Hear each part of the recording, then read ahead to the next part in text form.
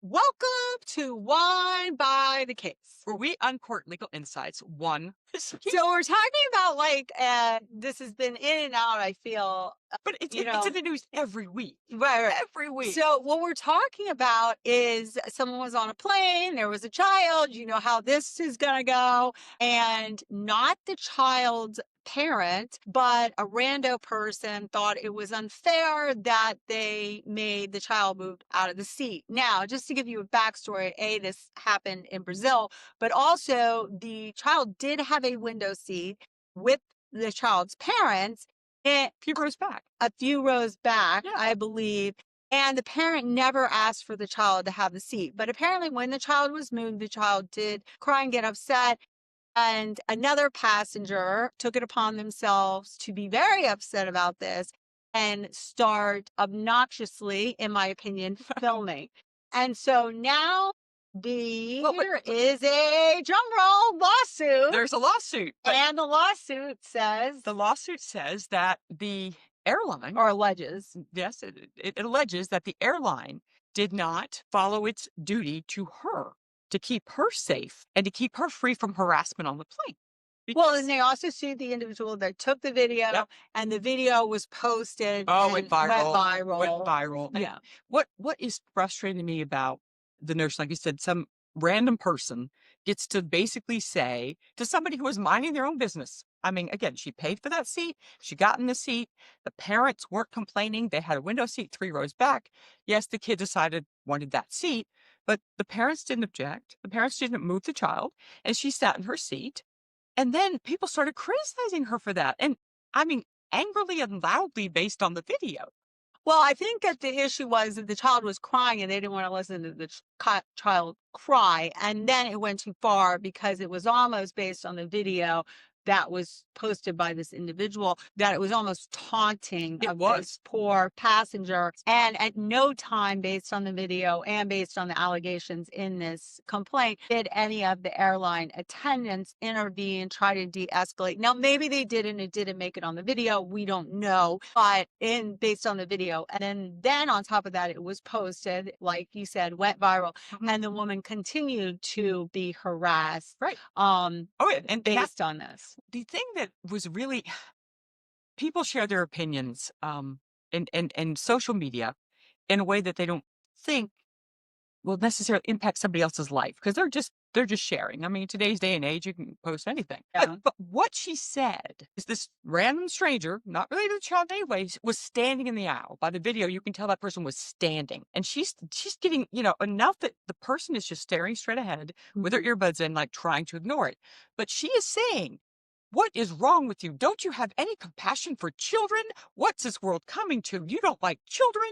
I mean, so she's being accused basically of child abuse, and being told that somehow or another she's an awful, miserable person because she didn't let the child have that particular seat. Which the parents weren't asking for, and which the parents were already sitting aisles away, and the child already had a window seat. But this brings up two things. One, if somebody asks to switch seats and you don't want to switch, are you obligated? Which I'm going to go on the record. No. And I think I've been on flights recently, and so have you. And once again, this was an international flight in Brazil. And I have heard them come on the speaker and say, you are not allowed to move your seat. And I do think that this is a good practice for two reasons. One, I think it's unfair, for instance, if you paid for first class, and even if the seat's empty, somebody could go up there and take that seat for free, unless there's extenuating circumstances, which sometimes the airlines, if it's your birthday or something like that, then I'm fine with that. The other thing is, depending on the size of the plane, we might have weight issues. Right. The smaller planes, the weight has They distribute the weight, especially on a lot of those international flights, which have more of the puddle jumpers, Yeah. and they really do have to distribute the weight. Yeah. And then you have, I remember That's back, terrifying that before you get on a plane, you have to tell them how much you weigh. I was going to say, I've been on planes where you have to tell them how much you weigh. I'm like, are you kidding me right now? So once I was like on a date and I was mortified. But Yes, anyway, yeah. So then the other thing that we have is the lawsuit about what is the obligation of a flight attendant to intervene. And I would argue that they need to be intervening. Part of the reason it on a flight is not just to be waitresses and waiters and hand out your drinks. No, they're not sky waitresses. They are flight attendants. Right. They're for safety reasons. Yes. That's their main purpose. And they're basically feeding us because I think studies have been done, that keeps the not being hangry. It keeps everybody and plus down. It breaks up the time and all of that. But here, again, she's standing in the aisle. I mean, hovering on the row that this woman is in and insulting her. And apparently that was not the only time. And that didn't trigger, based on the video, it did not trigger the flight attendant to come over and say, sit down, leave her alone, or move her away or somewhere else or something to de-escalate. And then, as what happens when things go viral, when she was actually, again, quiet, staring straight ahead. So we have a full view of her face, her side. I mean, it's easy if you are in the town where she's coming from to facial recognition, find her. But I also think there are people that are going to support her. But I think obviously the people that are against it are louder generally than the people in support. This is a Brazilian case, and neither one of us are licensed in Brazil. We do not know Brazilian law. So maybe in Brazil, there are laws that protect your privacy more. In the United States, generally, when you're in public, you don't have that right or assume that you have that right to privacy compared to like if you were in your own house. I still think there's an interesting twist that she is in a tin can 30,000 feet in the sky. She has no escape. Well, Chris and I differ on this because Chris thinks that it actually is an argument that could be one that you are on this plane or tin can, as she said, in the sky and you don't have a way to escape. But I don't think the escape is different than a right for privacy. So the standard for the right to privacy is whether you believe that you have that privacy. That escape actually, I think, goes more towards the harassment and more towards the obligation of the flight attendants to intervene and protect her from that harassment, not from the privacy. I personally would think that the courts would not think that I throw there into account if I were in the U.S. But what happened here? Well, I'm not saying throw on that account. I don't think it's sanctionable to make that argument. I just don't think it's a winner. What happens here? And I purposely picked this wine, the Scarlet Path, because it reminded me of the Scarlet Letter. Because this woman then got harassed, stalked at work. People were showing up at where she worked and basically saying, you terrible person, why did you treat a child that way? Because they only saw the snippet and they only heard the story told by the person. I'm going to put it out there. I do not think that if someone asks you to move your seat, if they have anything to say, if you say no. And this actually makes me angry, and I'm not hangry, because I remember one time when my kids were little, for sanity, I would sit with the children when they were little, and then I would upgrade my husband in like business or first class or extra legroom, whatever.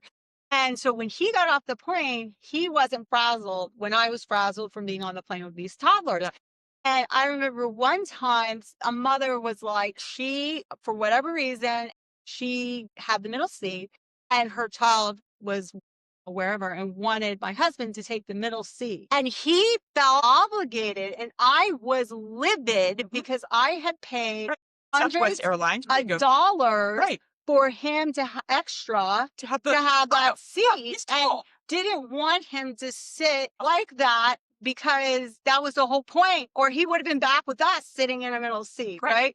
The person says no, then you need to respect that. But that's the thing is people feel entitled to be able to then criticize you for not wanting to give up your seat.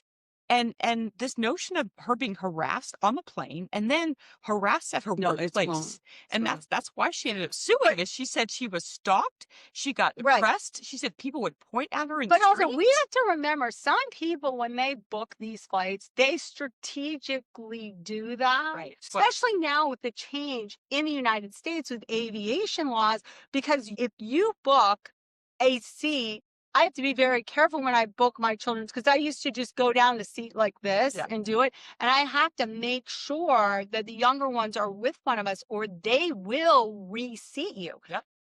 I do have a problem being strong-armed in a tin can, that there's going to be ramifications if I don't give up my seat. I've had it happen, I think, twice. And both times I said no. Well, actually, it did happen once, and I was okay with it because they were switching an aisle seat for an aisle seat. They just wanted to be closer because their family members were 3 rows up, and they're like, "Well, if you'll switch with me." I went 3 rows back. I'll see, I don't care. But there was the, "Oh, well, I want to," I'm like, "No, I'm not giving them my house seat." I've had situations where people have offered because my one daughter likes to always sit, and even when she was like 12 and Mhm. before they changed this to 9, and she liked to sit in the window. So she may be like right behind us or across us in the window, and there were people, and they were always like, "Do you want to switch?" And I'm like, "No, I appreciate the offer, but she actually wants to be by the window, even though she's one aisle behind us." When people, in today's day and age, we all walk around with our own personal camera. Mhm. I mean, there's whole websites dedicated to Spirit Airlines and the shenanigans. Well, oh my God, but I feel like Chris, the times I've flown on Spirit, I have not had the entertainment you have. Chris and I go to Vegas every year and for a convention, and I finally, after years of doing this, convinced her to take Spirit because it's a direct flight to Vegas. And she did, and she comes back with this litany of stories. And I'm going to tell you, I've been taking Spirit to Vegas for years, and I never have these incidents. Out and inward bound. It was insane, but But you'll still fly it. I'll still fly it. It's a direct flight. But that world of saying, I just sat in my seat and now I'm on blast because somebody decided to show their view and only their view. I agree with you. Safe. De-escalation, there really is for your own health. There's no reason to escalate. And again, on a U.S. flight, I've heard many, many times from the flight attendants at the front of the plane, "No one in the aisle, please take your seat. No one in the People aisle." don't listen. And I've seen them march down there to tell people to sit down. So in this case, where the woman was obviously standing in the aisle, that could be a safety issue. And in the U.S., at a certain point, the flight attendants will go at you and say, "You need to sit down."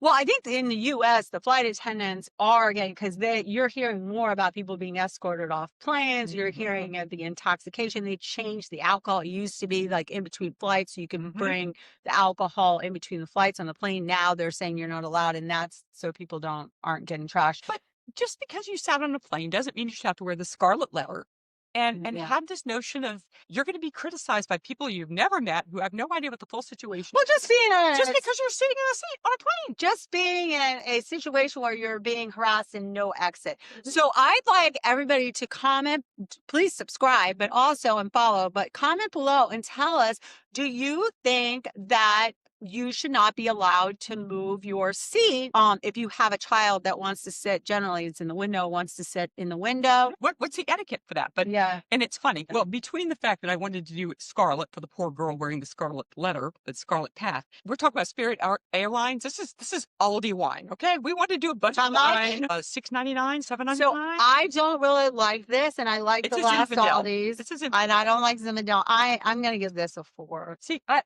probably give it a 4.5 because for a Zinfandel for this price, because it is old fine. It's got a little sharpness on the end. It And does. It's got hint of prune. It definitely got the prune, but it's from Lodi. And you can get Zinfandel from Lodi that's in the hundreds of dollars. And I don't think it's that much better. So if you like a Zin, for $6.99, $7.99, I definitely give this one a whirl. Well, so it might be I don't like them. So, but cheers To Spirit Airlines. and all the memories, all the stories they provide.